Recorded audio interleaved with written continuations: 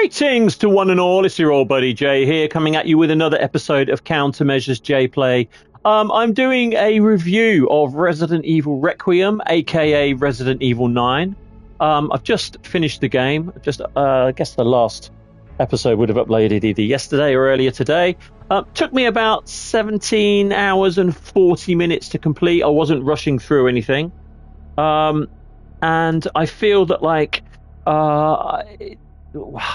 I mean, what can I say? It's another Resident Evil game.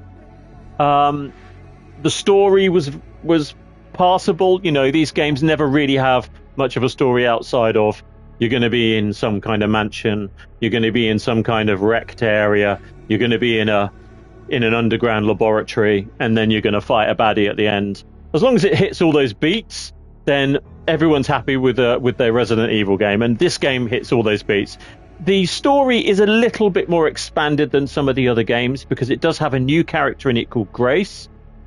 She is a rookie FBI agent who is kind of connected to the virus, the T virus that starts everything off in Resident Evil, because her mother was a reporter and found some evidence that basically about essentially a cure that was being created behind the scenes that nobody knew about. So she was killed for that, but spoilers. But she hid the information, and then Grace obviously has kind of issues with her dead mother and one thing and another, and working out what happened. It was all a big mystery, and then she finds Grace becomes like an intrinsic part of this story. So initially you're meant to play the first part of the game as Grace, or it cuts between Grace and Leon, and you're meant to play in like sort of first person for Grace because that was very popular in the last two Resident Evil mainstay games, and then third person for Leon. I actually play third person throughout the whole lot because I prefer third person, and I had an absolute whale of a time. I loved it. I've always loved survival horrors. Resident Evil originally got me into that.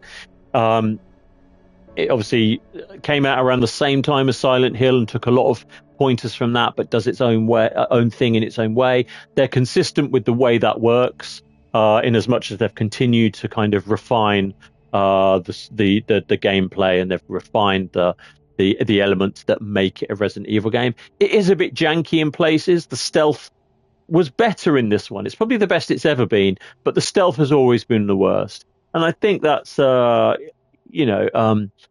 just the game's not really meant to be that. You're meant to be kind of like walking around solving puzzles and fighting off these kind of bio monsters and zombies.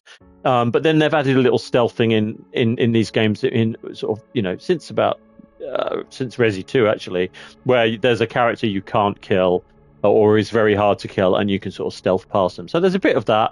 So gameplay's what, so like I said, story is fine. Gameplay's always great.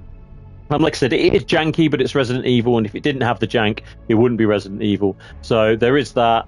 I thought the problem solving and the puzzles are getting far too easy. I like the old ones where, previous iterations like 2, 3, 4, where the puzzles are slightly complicated and convoluted. I guess that always hung on the fact that the police station and like the Spencer Mansion initially in those first two were like built in these sort of art installation places where like, or people like had these old museums where you could have these weird puzzles that like made sense in the world. And then suddenly when you're put in an orphanage, there's no reason to have those puzzles. So they dial that right back. And I think it's a shame that they haven't lent more into that, because get this thing to open this door, get these two things to combine to open this gate, that's fine. But there was no real kind of puzzle solving in this that there had been in the past. Again, maybe it's fine. Maybe they'll bring it back in a different way next time. It's hard to continue that and actually make it make sense in the world. So I understand why they don't have that so much in this and these later ones. But I just think they could just lean into it and people wouldn't care. I think that they like the puzzles. I like the puzzles. So there was a bit less of that. There is a puzzle in this that I kept seeing that kept telling me that some of the items that I had would solve this particular puzzle, but I never actually found the puzzle. I looked everywhere, never actually solved that puzzle. So I'm going to have to look that up online and see what that was. I don't think you're meant to do it in the first playthrough. I think it's the kind of thing you might pick up in the second. So that is whatever it is. I mean, technologically, I mean, these games do get better every time. Like I said, the way they handle is still a bit janky with your character not quite being able to lean behind walls. The fact that I can't switch shoulders drives me completely crazy when I'm aiming down sights or any of that kind of stuff. But that's stuff that they could put in further down the line. And maybe, who knows, the PC versions may patch that. I mean, I don't know. But I played this all on PS5 Pro. And it was very good. No crashes. Like I said, I mean, it looks great, and then suddenly there'll be like an NPC character that just looks like they spent no time modeling him. So they obviously focused on the things that they really wanted to focus on to make it look good, and not so much on the sort of incidental moment-to-moment bits. Except at the start, where you're walking down the street and you've got neon signs and all this stuff in the street, and it's raining, and that all looked amazing. So it's getting harder to kind of see the difference between the cutscenes and the gameplay, and I think that's a huge thing, because when Resi first came out, the gameplay was really janky, and the cutscenes were only marginally better, and that sort of was consistent as time went on. And now the gameplay, it's harder to know when you're going to pop back into the action after a cutscene has happened, and vice versa, when you're going to be playing and then it rolls into a cutscene, other than the traditional screen goes black or there's a cut, a camera cut. So yeah, I thought that was good. I actually felt that the interactivity between the enemies, the AI of this, is the best it's ever been. So like, if you shot a zombie in the toe, you hit that zombie, whereas in the past, like, you'd have to hit them in their hit, you'd have to shoot them in their hitboxes specifically, and you could miss them. Whereas if there's a bit where you're being mortared from like this rooftop, and if you've got your sniper rifle and you shoot the guy who's mortaring him, you can clip his head and kill him. Whereas in the past, you try that and it potentially wouldn't do it, or it's a 50-50 chance it would work. So that's much better. So they've really refined all of that. I don't know where they're going with the story. I like Grace as a character. I like Leon as a character. I guess Chris Redfield might be the next story, but personally, I think just stick with these two characters.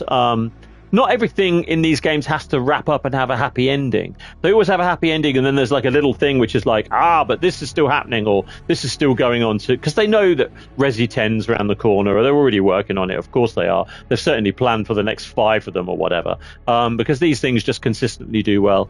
Either sold 3 or 5 million. I think 3 million in the first week or something like that, which is exceptionally good for this. I mean, overall, I had a great time with it. I thoroughly recommend anybody play it.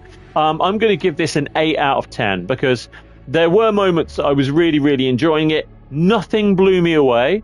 I liked all the character models of like the big baby and then the crazy freaky woman and stuff like that. And there was even a janky bit where you're riding your motorcycle and shooting dogs and stuff like that, which is like a no-fail state again, but it all added to the experience, and that's very Resi. So yeah, I think it's a strong 8 out of 10, a borderline 9, but I actually think an 8 out of 10. There was nothing in it that kind of really hit me and said, like, there was like a really surprising moment where I play, like when you're playing Elden Ring and things like, something develops in your gameplay that takes a long time to invest into, obviously, but there are key moments in that game that are really mind-blowing. When you go to new areas, you meet new creatures, all that kind of stuff. This felt very much paint by numbers. They didn't want to make any mistakes.